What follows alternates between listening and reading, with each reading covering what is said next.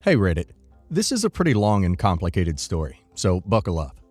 I'm 24 male, in a situation that's been tearing me apart, and I really need to know if I'm the a-hole here. My dad, my stepmom, and my stepsister have all turned against me, and I'm at a complete loss. Let me start with a bit of backstory.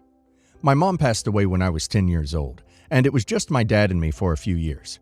We were close. He was my hero back then, and I thought we'd always be a team. But that changed when he met my stepmom, Carla, 48 female.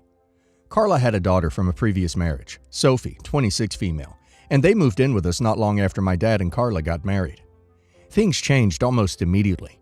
Carla was strict, cold, and had a nasty habit of pitting Sophie and me against each other. She favored Sophie in everything: clothes, gifts, attention, you name it.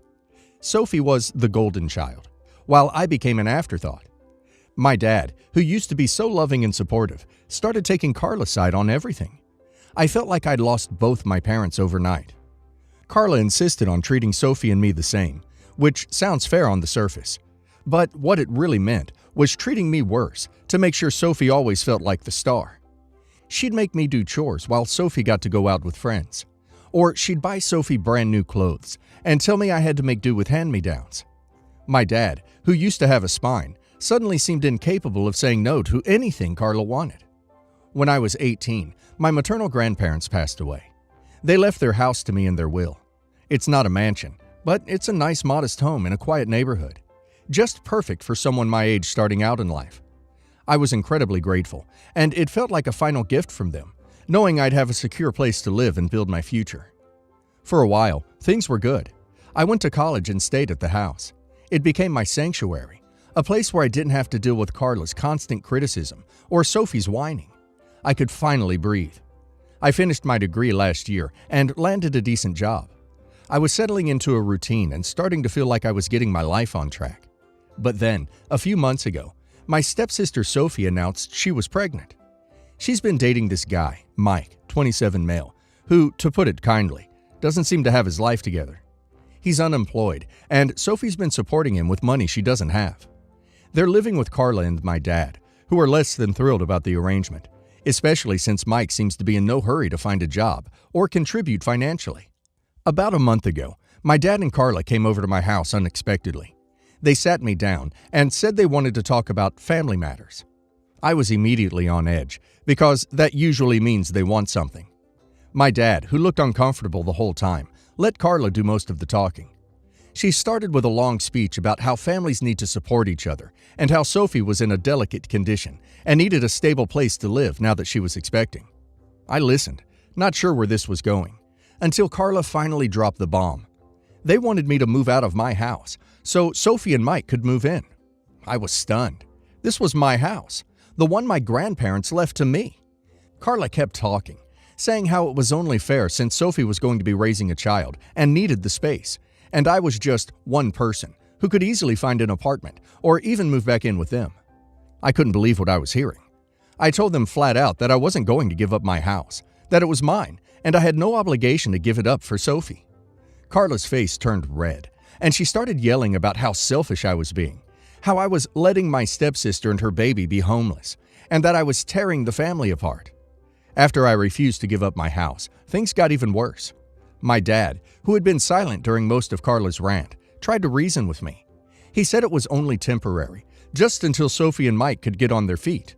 I asked how long that would be, and he couldn't give me a straight answer. I told him that Sophie and Mike needed to figure out their own lives, and that it wasn't my responsibility to house them. Carla lost it. She screamed at me, saying I was a horrible person, and that my grandparents would be ashamed of me for being so selfish. That stung, but I held my ground. I told them I wasn't going to discuss it any further and asked them to leave. After they left, I thought that was the end of it. I was wrong. A week later, I came home from work to find Carla, Sophie, and Mike at my house. They had a moving truck outside and were unloading boxes. I was in disbelief. I asked them what the hell they were doing, and Carla, with a smug look on her face, said they were moving Sophie in like we discussed. I was furious. I told them to get their stuff and get out. Sophie started crying, saying she had nowhere else to go, and Mike just stood there looking awkward. Carla told me that if I didn't let them stay, I'd be kicking a pregnant woman out on the street, and that I'd regret it. I told her that if they didn't leave, I'd call the police. My dad wasn't there, and I realized he must have known this was happening and decided to stay away to avoid the confrontation. I went inside, locked the door, and called the police. Carla started banging on the door, screaming at me. When the police arrived, I explained the situation. They told Carla and the others that they had to leave since I was the legal owner of the house. Carla tried to argue, saying it was a family matter, but the police weren't having it. They escorted them off the property, and I finally felt like I could breathe again. Since then, my dad and Carla have been relentless. They've been calling and texting nonstop, trying to guilt trip me into letting Sophie move in. They've called me selfish, heartless, and every name in the book. My dad even left a voicemail saying he was disappointed in the man I'd become, and that I was destroying our family. Carla has also spread lies to other family members, saying that I'm a spoiled brat who's refusing to help out my pregnant stepsister in her time of need. I've had aunts, uncles, and even cousins calling me, saying I need to do the right thing and help out my family. It feels like I'm being ganged up on from all sides. A few nights ago, my dad showed up at my house alone. He looked tired. He pleaded with me, saying he didn't know what else to do. He said Carla was putting immense pressure on him, and he was caught in the middle. He asked me again if I could find it in my heart to let Sophie and Mike stay, just for a few months. He even promised they would pay rent, which I highly doubt they could afford. For a moment, I felt a pang of guilt. This was my dad, after all. But then I remembered all the years of neglect, all the times he chose Carla and Sophie over me, all the times he stood by while I was mistreated in my own home. I told him that I wasn't going to give up my house and that it was time for Sophie to take responsibility for her own choices. My dad left, looking defeated. I thought things would calm down after that, but I was wrong. A few days later, I came home to find my kitchen window smashed. I immediately called the police again, and they took a report. I suspect it was Carla who did this. I've now installed security cameras around the house and considering filing for a restraining order against Carla, Sophie, and even my dad if things don't calm down soon. So, Reddit. Am I the a-hole for refusing to leave my own house after my neglectful dad and evil stepmom tried to give it to my spoiled pregnant stepsister? Well, OP's family is delusional, thinking that OP should give up his house for his stepsister. They are trying to manipulate OP into giving up something that is rightfully his. They have no regard for OP's well-being or his boundaries. OP is absolutely right to protect himself and his home. OP should not let anyone guilt him into thinking otherwise. OP is not responsible for fixing their poor choices. And now let's hear the community's opinion. Your dad and stepmom have been treating you like a second-class citizen in your own family for years. They have no right to your house, and you're not obligated to let them or your stepsister steamroll you. Stand your ground. As someone who's dealt with toxic family dynamics, I feel your pain, OP. You're not the a-hole. You have every right to live in peace in the home your grandparents left you. Don't let them guilt you into thinking otherwise. You've done more than enough to accommodate your dad, stepmom, and stepsister over the years. They've crossed a line, and you're right to set boundaries. Protect yourself and your home. You deserve better than this. My husband's 28 male, sister, 22 female, got pregnant with her boyfriend. They had a child, let's call her Pam, 23 months. My mother-in-law is very controlling and doesn't like my sister-in-law's boyfriend because he wasn't as well off as she likes him to be. She forced them to break up. Boyfriend is actually a stand-up guy and takes full responsibility of Pam. And mother-in-law cut him off completely. Now they see sister-in-law as a tragic single mom and everyone loves Pam. I used to love Pam too. When she was newborn, I was pregnant at the time. I took care of her 24/7. I bathed her, fed her, etc. Because while everyone loves to play with her, no one wanted to actually take care of her needs. I took care of her until I finally had my baby, Olivia, 13 months. My mother-in-law has been playing favorites, and it's obvious. She keeps on saying Pam is a natural beauty, while Olivia is only cute because she has hair. It was for a while frustrating, but I got over it and learned to ignore. All this constant spoiling has made Pam a very challenging baby. Pam has tantrums all the time. She hits, kicks, sits on Olivia all the time, and no one intervenes. They laughed and think it's normal baby behavior. It comes to a point where my child screams whenever she hears even the slightest sound of Pam. All I can do is to protect Olivia the best I can and intervene Pam from hitting her. But now I can't take it any longer, cause my only support system, my husband, clearly loves Pam more than his own child. He keeps buying her gifts every time he gets home from work. He never does this with Olivia. He keeps on shouting randomly, "Where's Pam? I miss Pam. She is so cute. She is so pretty. She is the best." He never called Olivia pretty or cute. It makes me so insecure. He can play with Pam, we are neighbors, for 2 hours with undivided attention, while he never plays with Olivia when he gets off work. He just looks at her, says hello, and plays on his laptop until midnight. You have to understand the situation. I'm not jealous of the love he has for his niece.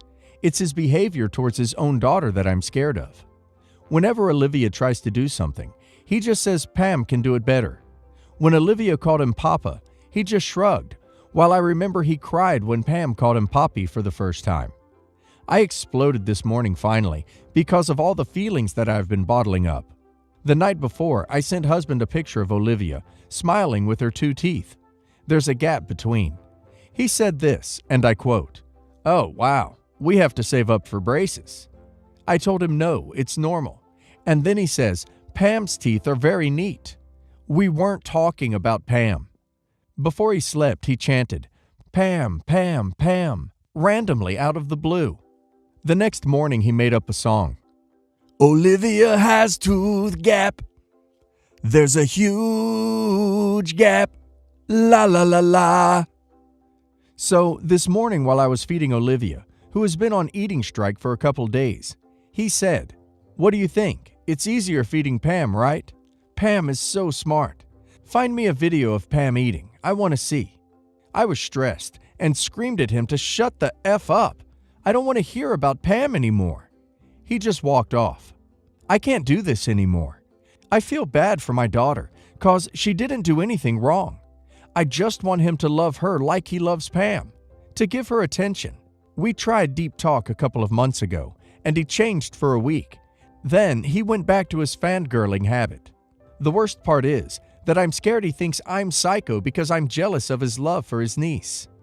I don't know how to get through to him. Should I just ignore this? What will happen to my daughter's emotional well-being? Edit.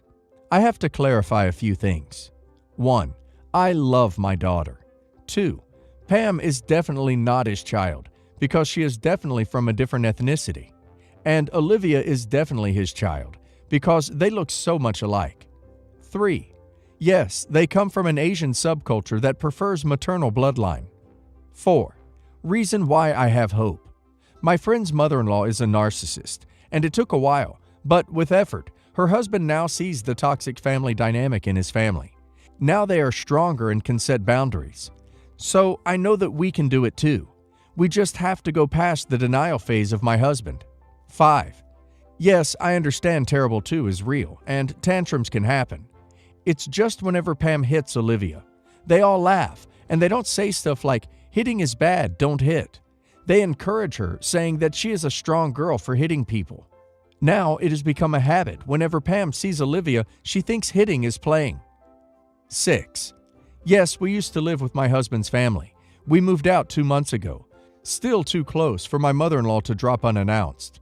A story for another day. I was looking for ways to make him see, hey, what you're doing is not okay. So I can convince him to go to therapy together and alone. But I understand that the bridge for self-awareness is really hard to cross. That's what I'm trying to do. With every respect, I think your husband is not in his right mind. Document the words and actions towards your daughter, either by phone or just writing it down. After some time, you either confront the behavior or use the documents as security when you leave. Take care of your kid first. Let the rest sort itself out. You need to sit him down and have a very serious conversation about why he is ignoring his daughter. Don't mention Pam. Keep the focus of the conversation on Olivia. Tell him this is not acceptable, and his focus needs to be on his own daughter from now on. He has obviously never bonded with her like a good father should. If he admits he has no love for her, then you know what you need to do. Get away as far as possible.